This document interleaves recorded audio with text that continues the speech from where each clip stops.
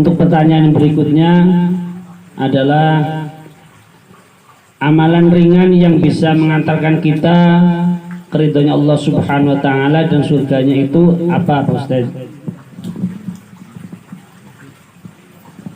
Saya tidak bisa menjawab karena kullun muyassarun ala syakilatin. Karena setiap manusia itu dimudahkan, dia akan menjadi apa, dimudahkan ke sana.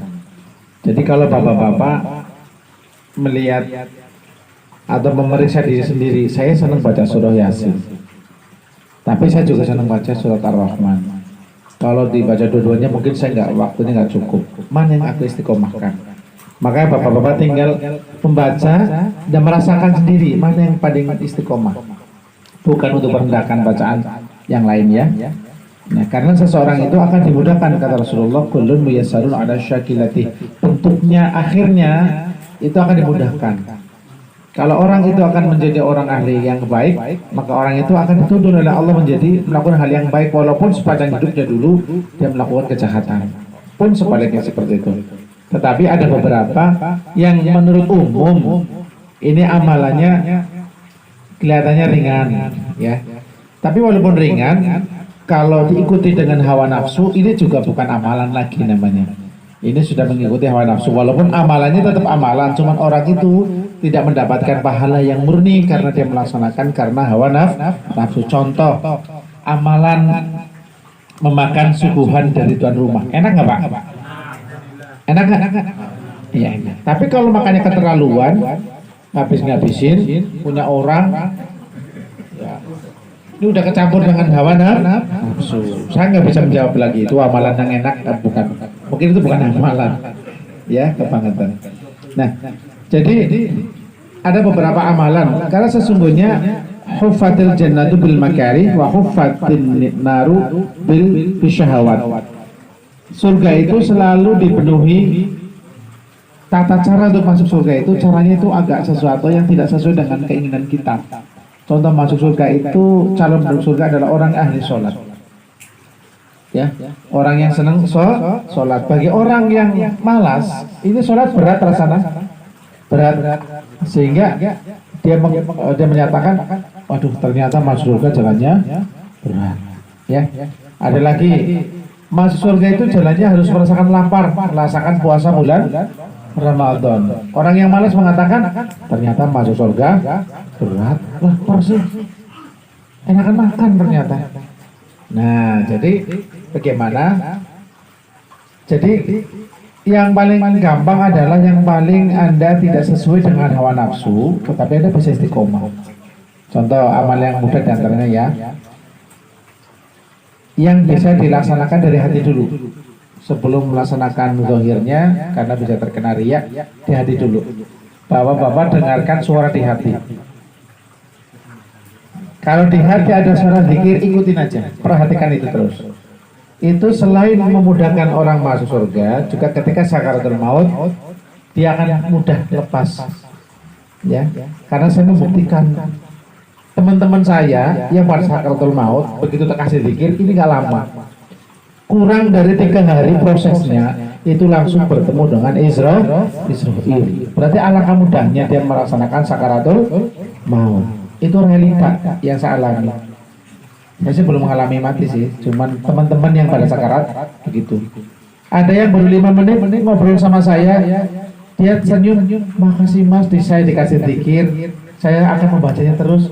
Baru 5 menit saya pulang dapat WA, mbak saya meninggal mas. Alangkah cepatnya. Berarti ada ikutan hati. Istaftu qalbak, tanya dulu di hati. Saya senang apa sih yang paling mudah? Ya. Jadi saya takutnya kalau Anda menganggap awalan mudah itu sesuai dengan keinginan hawa nafsu yang kayak tadi. Menerima undangan hukumnya wajib, makan suguhan dari undangan hukumnya sunnah. Semakin banyak makan semakin banyak sunnah. Nah ini kan keliru. Nah itu masa kecampur dengan syahwat.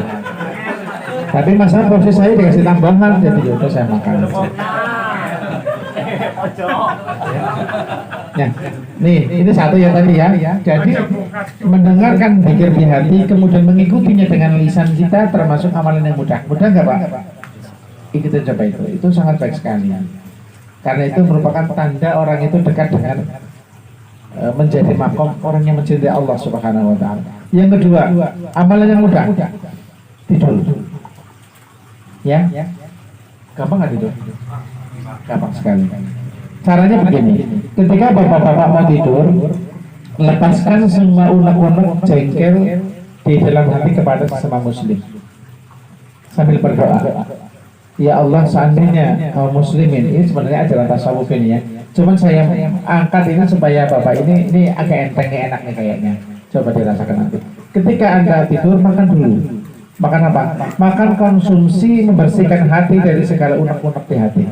Ya, rasa benci, rasa dendam dengan ini, buang semua, ampuni semua mereka, walaupun mereka nggak minta maaf dengan kita, agar hati kita tidur dalam keadaan suci, bersih.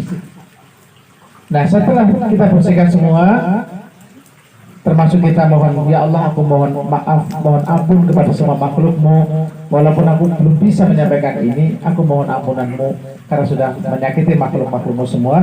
Nah, setelah itu dilaksanakan, Anda dengarkan di hati sambil ngikutin zikir di hati apa, atau Anda bikin sendiri zikir seperti subhanallah, subhanallah. Jangan dianggap pada subhanallah, subhanallah 33 kali hanya habis sholat. Sebelum tidur juga termasuk sunnah. Pernah ngerjain nggak Pak? Oh, jadi tahu ya. Jadi subhanallah, subhanallah 33 kali dibaca. Begitu alhamdulillah. Nah, berarti Anda tidur dalam keadaan zikir, bukan zikir dalam keadaan tidur. Beda? Iya, jadi Anda antarlah roh Anda dengan zikir dulu. Ketika Anda seperti itu, maka dari saat tidur Anda dianggap sebagai orang yang sedang berzikir. Zikir perintah Allah Subhanahu Wa Taala. Jadi saya tidur, diketik jadi saya yang zikir, mendekatkan diri kepada Allah. Walaupun ngorok, tetap dapat pahala. Semakin keras zikirnya, semakin dapat pahala, bukan ngoroknya ya. Gampang nggak Pak kira-kira? Bisa ya? Dan yang terakhir, bangun tidur. Setelah kita bangun tidur, kita ingat adalah niat yang baik. Apa niatnya? Setelah kita bersyukur kepada Allah, alhamdulillahilladzi ahyana ba'da ma amatana wa ilaihi nusyur. Ya. Kemudian kita niat, ya Allah, saya niat menghabiskan hari ini hanya untuk menyembah-Mu, hanya untuk menolong sesama, hanya untuk berbuat kebaikan. Nah, itu ditanamkan dalam satu hari penuh.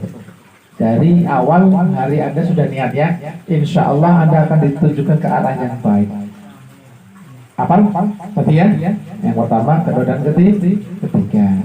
Insya Allah itu tips dari saya sedikit, mudah-mudahan kalau dilaksanakan pahalanya bisa banyak selangit. Allahumma amin.